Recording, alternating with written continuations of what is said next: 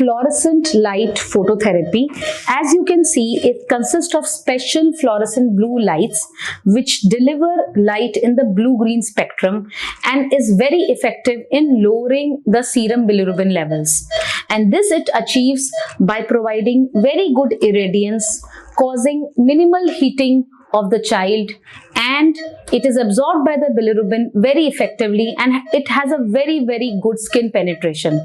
So even the fluorescent light phototherapy is quite effective in lowering the serum bilirubin levels. This is another mode of delivering phototherapy apart from the one which I showed you in the LED diode phototherapy.